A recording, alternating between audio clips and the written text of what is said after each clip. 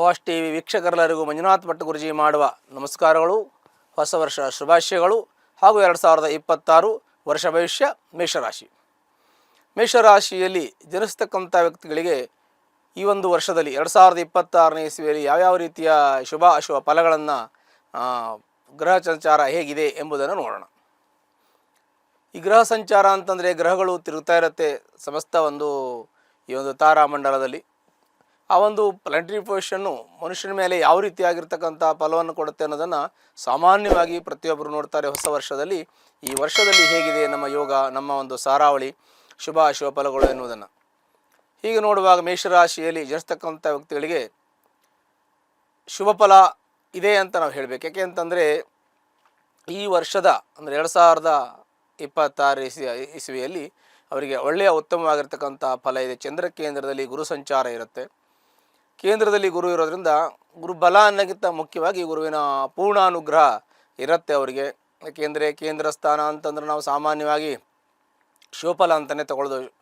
ಮತ್ತು ಈ ಶುಭಗ್ರಹಗಳು ಕೇಂದ್ರ ತ್ರಿಕೋಣದಲ್ಲಿದ್ದಾಗ ಶುಭಫಲವನ್ನು ಕೊಡುತ್ತೆ ಅಂತಲೇ ಶಾಸ್ತ್ರ ಕೂಡ ಹೇಳುತ್ತೆ. ಹೀಗೆ ಮೇಷರಾಶಿ ಜನಿಸ್ತಕ್ಕಂಥ ವ್ಯಕ್ತಿಗಳಿಗೆ ವಿಶೇಷವಾಗಿ ಸ್ವಲ್ಪ ಕೋಪ, ಸ್ವಲ್ಪ ಹಠಮಾರಿತನ, ಸ್ವಲ್ಪ ನಾನು ಎನ್ನುವುದು ಇವೆಲ್ಲ ಇರತಕ್ಕಂಥದ್ದು ಈ ಒಂದು ರಾಶಿಯ ಫಲವಾಗಿರುತ್ತೆ. ಈ ರಾಶಿಯ ಅಧಿಪತಿಯಾಗಿರ್ತಕ್ಕಂಥ ಕುಜನು ಸೇನಾಧಿಪತಿ ಆಗಿರೋದ್ರಿಂದ ಸ್ವಲ್ಪ ಸಿಟ್ಟು, ಕೋಪ, ಅಹಂಕಾರ, ಕ್ರೋಧ, ಶತ್ರು ನಿಗ್ರಹ, ಶತ್ರುಧ್ವಂಸ ಮಾಡ್ತಕ್ಕಂಥದ್ದು, ಕೋರ್ಟು ಕಚೇರಿ ವ್ಯಾಜ್ಯದಲ್ಲಿ ಎದುರಿಸುವಂಥ ಫೇಸ್ ಮಾಡುವಂಥ ಸಾಮರ್ಥ್ಯ ಎಲ್ಲವನ್ನು ಕೂಡ ಈ ಕುಜನು ಈ ರಾಶ್ಯಾಧಿಪತಿ ಕೊಡ್ತಾನೆ. ಹಾಗೆ ಇಂಥ ಚಿಂತನೆಯನ್ನು ಮಾಡುವಾಗ ಮೇಷರಾಶಿಯವರಿಗೆ ಎಲ್ಲ ರೀತಿಯಲ್ಲೂ ಅನುಕೂಲ ಇದೆ ಅಂತಲೇ ಹೇಳಬೇಕು. ಮನೆ ಕಟ್ಟುವಂಥ ಯೋಗ ಇದೆ, ಕಾರ್ ತೆಗೆದುಕೊಳ್ಳುವಂಥ ಯೋಗ ಇದೆ, ಸೈಟ್ ತೆಗೆದುಕೊಳ್ಳುವಂಥ ಯೋಗ ಇದೆ, ಕೃಷಿ ಜಮೀನನ್ನು ತೆಗೆದುಕೊಳ್ಳುವಂಥ ಯೋಗ ಇದೆ. ಜೊತೆಗೆ ಈ ಒಂದು ರಾಶಿಯಲ್ಲಿ ಜನಿಸ್ತಕ್ಕಂಥ ವ್ಯಕ್ತಿಗಳಿಗೆ ತಾಯಿಯ ಆರೋಗ್ಯ, ತಂದೆ ಆರೋಗ್ಯದಲ್ಲಿ ಒಳ್ಳೆಯ ಸೂಚನೆ ಸಿಗುವಂಥದ್ದು, ಆರೋಗ್ಯ ಸುಧಾರಿಸುವಂಥ ಯೋಗ ಕೂಡ ಇದೆ. ಆರ್ಥಿಕವಾಗಿ ನಷ್ಟವಾಗಿರ್ತಕ್ಕಂಥ ಹಣ ಮತ್ತು ತಿರುಗಿ ಸಿಗುವಂಥ ಯೋಗ, ನಷ್ಟ ಆಗಿರೋದು ಬರುತ್ತೆ ಅನ್ನೋಕ್ಕಿಂತ ನಮಗೆ ರಿಕವರಿ ಆಗುತ್ತೆ ಅಂತ ಹೇಳಬೇಕು. ಯಾರಿಗಾರು ಸಾಲ ಕೊಟ್ಟದಿದ್ದರೆ ಅದು ವಾಪಸ್ ತೆಗೆದುಕೊಳ್ಳುವಂಥದ್ದು ಮತ್ತು ಅದನ್ನು ಯಾರಿಗಾದರೂ ಕೊಡುವಂಥದ್ದು, ಅಂದರೆ ಯಾರೋ ಕಷ್ಟ ಸಹಾಯದಲ್ಲಿರ್ತಕ್ಕಂತಹ ವ್ಯಕ್ತಿಗಳಿಗೆ, ಸಂಬಂಧಿಕರಿಗೆ, ಸ್ನೇಹಿತರಿಗೆ ಸಹಾಯ ಮಾಡುವಂಥ ಯೋಗ. ಮತ್ತು ನಿಮ್ಮ ರಾಶಿಯ ಫಲ ವಿಶೇಷವಾಗಿ ನೇರವಾದ ನುಡಿ, ನೇರವಾದ ನಡೆ ಇರತಕ್ಕಂಥದ್ದು. ಮತ್ತು ನಿಮ್ಮ ಚಿಂತನೆ ಹೇಗೆ ಅಂತಂದರೆ ಎಲ್ರಿಗೂ ಒಳ್ಳೆಯದಾಗಬೇಕು, ಸಮಾಜ ಸೇವೆಯನ್ನು ಮಾಡಬೇಕು, ಸಮಾಜಕ್ಕೆ ನಾವು ಒಳ್ಳೇದು ಮಾಡಬೇಕು, ಈ ಸಮಸ್ತ ಈ ಜನ ಒಳ್ಳೆಯ ಬದುಕನ್ನು, ಜೀವನವನ್ನು ಸಾಧಿಸಬೇಕು, 4 ಜನಕ್ಕೆ ನನ್ನಿಂದ ಒಳ್ಳೆಯದಾಗಬೇಕು ಎನ್ನುವಂಥದ್ದನ್ನು ಯೋಚನೆಯನ್ನು ಇಟ್ಕೊಂಡಿರ್ತಕ್ಕಂಥವ್ರು ಈ ಮೇಷರಾಶಿಯವರು. ಮತ್ತು ರಾಜಕೀಯದಲ್ಲಿರ್ತಕ್ಕಂತಹ ರಾಜಕೀಯ ಮಾಡ್ತಕ್ಕಂಥ ಹಿರಿಯರು, ಮುತ್ಸದ್ದಿಯರು ಮತ್ತು ಮುಖಂಡರಿಗೆ ಅವರಿಗೆಲ್ಲ ಒಳ್ಳೆಯ ಫಲ ಇರುತ್ತೆ. ಸಂಘ ಸಂಸ್ಥೆಯನ್ನು ನಡೆಸ್ತಕ್ಕಂಥವ್ರು ಅವ್ರಿಗೂ ಒಳ್ಳೆಯ ಶುಭ ಫಲಗಳಿರುತ್ತೆ. ಮತ್ತು ಹಣಕಾಸಿನ ಅನುಕೂಲ ಕೂಡ ನಿಮಗೆ ಹರಿದು ಬರುವಂಥ ಯೋಗ ಇದೆ. ಮತ್ತು ಆದರೂ ಕೂಡ ನೀವು ಯೋಚನೆ ಮಾಡಬೇಕು, ಯಾವುದನ್ನು ವ್ಯರ್ಥ ತಿರುಗಾಟಗಳನ್ನು ಮಾಡಬಾರ್ದು.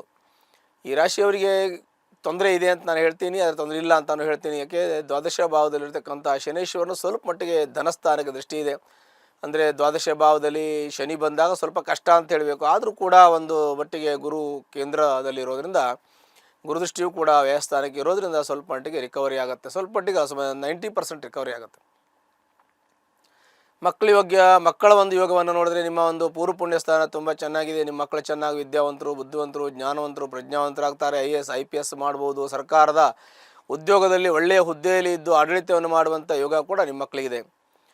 ಅಲ್ಲದೆ ಇನ್ನು ನಿಮ್ಮ ಮಕ್ಕಳು ಸೈಂಟಿಸ್ಟ್ ಆಗ್ಬೋದು, ಇಲ್ಲ ಡಿಫೆನ್ಸಿಗೆ ಹೋಗ್ಬೋದು, ಇಲ್ಲ ಡಾಕ್ಟರ್ಗಳು, ವೈದ್ಯರಾಗ್ಬೋದು. ಹೀಗೆ ಒಳ್ಳೆಯ ಹುದ್ದೆಯಲ್ಲಿ, ವೃತ್ತಿಯಲ್ಲಿ, ವೈಯಕ್ತಿಕವಾಗಿ ಇರುವಂಥ ಯೋಗವು ಕೂಡ ನಿಮಗಿದೆ. ಹಾಗಾಗಿ ನಾವು ನಿಮಗೆ ಮೇಷರಾಶಿಯವರಿಗೆ ಒಳ್ಳೆಯದಿದೆ ಅಂತ ಹೇಳ್ತೀವಿ. ಇನ್ನು ಆರೋಗ್ಯದ ವಿಚಾರ ಬಂದರೆ, ಆರೋಗ್ಯದಲ್ಲಿ ಸಣ್ಣ ಪುಟ್ಟ ಕಿರಿಕಿರಿ ಇದೆ. ಅದು ವಾತ, ಪಿತ್ತ, ಇದಕ್ಕೆ ಸಂಬಂಧಪಟ್ಟಿರ್ತಕ್ಕಂಥದ್ದು, ನಿಮ್ಮ ಆರೋಗ್ಯಕ್ಕೆ ಸಂಬಂಧಪಟ್ಟದ್ದು. ಕೆಲವು ಏಜ್ ಫ್ಯಾಕ್ಟ್ ಮೇಲೂ ತೊಂದರೆ ಆಗುತ್ತೆ. ಕೆಲವು ಏಜ್ ಆದವರು, ವಯಸ್ಸಾದವರು ಇದ್ದರೂ ಸ್ವಲ್ಪ ಆರೋಗ್ಯದಲ್ಲಿ ತೊಂದರೆ ಇರುತ್ತೆ. ಇನ್ನು ಸಣ್ಣ ಪುಟ್ಟ ತೊಂದರೆಗಳಿದ್ದೇ ಇರುತ್ತೆ. ಬೇರೆ ತೊಂದರೆಗಳೇನು ಇರೋದಿಲ್ಲ.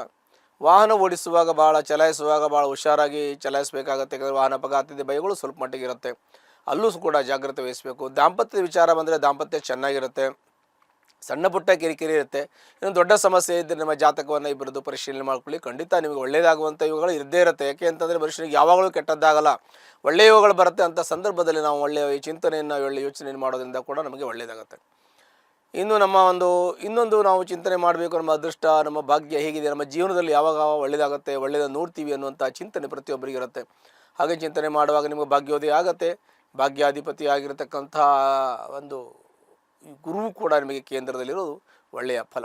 ಹಾಗಾಗಿ ನೀವು ಭಾಗ್ಯೋದಯ ಆಗುತ್ತೆ, ಒಳ್ಳೆಯ ಚಿಂತನೆ ಆಗುತ್ತೆ. ಮುಂದೆ ನಿಮಗೆ ಯಾವತ್ತೂ ಕೂಡ ಒಳ್ಳೆಯ ಶುಭಗಳು ಬರ್ತಾ ಇರುತ್ತೆ. ನೀವು ಅದನ್ನು ಸ್ವೀಕಾರ ಮಾಡ್ತಾ ಇರಬೇಕು. ಒಳ್ಳೆಯ ಚಿಂತನೆಯನ್ನು ಇಟ್ಕೊಂಡಿರಬೇಕು. ಧನಾತ್ಮಕವಾಗಿರ್ತಕ್ಕಂಥ ಯೋಚನೆ, ಧನಾತ್ಮಕವಾಗಿರ್ತಕ್ಕಂಥ ಚಿಂತನೆಯನ್ನು ನಾವು ಇಟ್ಟುಕೊಳ್ಳೋದ್ರಿಂದ ಯಾವ ರೀತಿಯ ತೊಂದರೆಗಳು ಕೂಡ ಪರಿಹಾರ ಆಗುತ್ತೆ.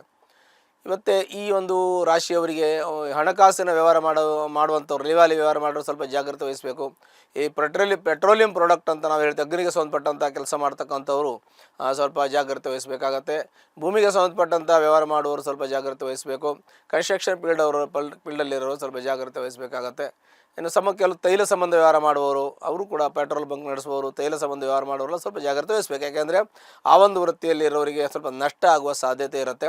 ಸರ್ಕಾರಿ ಉದ್ಯೋಗದಲ್ಲಿ ಇರತಕ್ಕಂಥ ವ್ಯಕ್ತಿಗಳು ಯಾರಾದರೂ ಇದ್ದರೆ ಅವರಿಗೆ ಉನ್ನತ ಸ್ಥಾನ ಸಿಗುವಂಥದ್ದು, ಪ್ರಮೋಷನ್ ಸಿಗುವಂಥ ಯೋಗ ಇದೆ. ಸರ್ಕಾರಿ ಉದ್ಯೋಗವನ್ನು ಯಾರು ಹುಡುಕ್ತಾ ಇದ್ದರೆ, ನಾನು ಸರ್ಕಾರಿ ಉದ್ಯೋಗ ಸೇರಬೇಕು ಅನ್ನೋ ಆಸೆ ಇಟ್ಟುಕೊಂಡು ಸರ್ಚ್ ಮಾಡ್ತಾ ಇದ್ದರೆ ನಿಮಗೆ ಸರ್ಕಾರಿ ಉದ್ಯೋಗ ಸಿಗುವಂಥ ಯೋಗ ಇದೆ. ಒಂದು ಪ್ರೈವೇಟು ಕೆಲಸ ಕೂಡ ಸಿಗುವಂಥ ಯೋಗ ಇದೆ.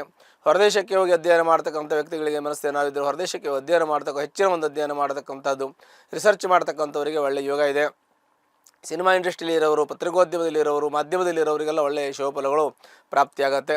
ವೈದ್ಯರಿಗೆ, ಅಧ್ಯಾಪಕರಿಗೆ ಮತ್ತು ಶಿಕ್ಷಣ ಸಂಸ್ಥೆಯನ್ನು ನಡೆಸ್ತಕ್ಕಂಥ ವ್ಯಕ್ತಿಗಳಿಗೆ ಮತ್ತು ವಿದ್ಯಾರ್ಥಿಗಳಿಗೂ ಕೂಡ, ನ್ಯಾಯವಾದಿಗಳಿಗೆ, ಇವರಿಗೆಲ್ಲ ಶುಭಫಲಗಳು ಪ್ರಾಪ್ತಿಯಾಗತ್ತೆ. ಎಲ್ರಿಗೂ ಸಾಮಾನ್ಯವಾಗಿ ಈ ಒಂದು ರಾಶಿಯಲ್ಲಿ ಸುಮಾರು ಮಧ್ಯಮ ಫಲ ಅಂತ ಹೇಳಬೇಕು. ಹಾಗಾಗಿ ಸಾಮಾನ್ಯವಾಗಿ ಮಧ್ಯಮ ಫಲ. ಮೇಷರಾಶಿ ಇರತಕ್ಕಂಥವ್ರಿಗೆ ಯಾರಾದರೂ ಕಷ್ಟ, ಕಾರ್ಪಣ್ಯ, ತೊಂದರೆ ಇದ್ದರೆ ತಾವು ತಮ್ಮ ಜಾತಕವನ್ನು ಪರಿಶೀಲನೆ ಮಾಡ್ಕೊಳ್ಳಿ. ಇದು ಸಾಮಾನ್ಯ ರಾಶಿ ಫಲವಾಗಿರ್ತದೆ. ಜಾತಕ ತುಂಬ ಚೆನ್ನಾಗಿದ್ದರೆ ನಿಮ್ಗೆ ಎಷ್ಟೋ ಕಷ್ಟಗಳು ಪರಿಹಾರ ಆಗಬಹುದು. ನಿಮ್ಮ ಜಾತಕವನ್ನು ಪರಿಶೀಲನೆ ಮಾಡ್ಕೊಳ್ಳಿ. ದಶಾಭುಕ್ತಿ ಚೆನ್ನಾಗಿದ್ದರೆ ನಿಮಗೆ ಇನ್ನೂ ತುಂಬ ಒಳ್ಳೆಯ ಶುಭಫಲಗಳು ಪ್ರಾಪ್ತಿಯಾಗತ್ತೆ. ಒಂದು ವೇಳೆ ತೊಂದರೆ ಇದ್ದರೆ ಹತ್ತಲಿರ್ತಕ್ಕಂತಹ ಸುಬ್ರಹ್ಮಣ್ಯ ದೇವಸ್ಥಾನಕ್ಕೆ 9 ಮಂಗಳವಾರ ದಿವಸ ಹೋಗಿ ಅಲ್ಲಿ ಅರ್ಚನೆಯನ್ನು ಮಾಡಿ, ಪ್ರಾರ್ಥನೆಯನ್ನು ಮಾಡಿ, ನಿಮ್ಮ ಕಷ್ಟ, ನಷ್ಟ, ದುಃಖ, ಶೋಕ ಎಲ್ಲವೂ ಕೂಡ ನಿಮಗೆ ಪರಿಹಾರ ಆಗತ್ತೆ. ಶುಭವಾಗಲಿ. ಲೇಟೆಸ್ಟ್ ಹಾಗೂ ಇಂಟ್ರೆಸ್ಟಿಂಗ್ ಸುದ್ದಿಗಳಿಗಾಗಿ ಬಾಸ್ ಟಿವಿ ಕನ್ನಡ ಚಾನೆಲ್ನ ಸಬ್ಸ್ಕ್ರೈಬ್ ಮಾಡಿ. ಹಾಗೆಯೇ ಬೆಲ್ ಐಕಾನ್ ಪ್ರೆಸ್ ಮಾಡಿ. ಇದರ ಜೊತೆಗೆ ಫೇಸ್ಬುಕ್, ಇನ್ಸ್ಟಾಗ್ರಾಮ್, ಎಕ್ಸ್ನಲ್ಲೂ ಮಿಸ್ ಮಾಡದೆ ಫಾಲೋ ಮಾಡಿ.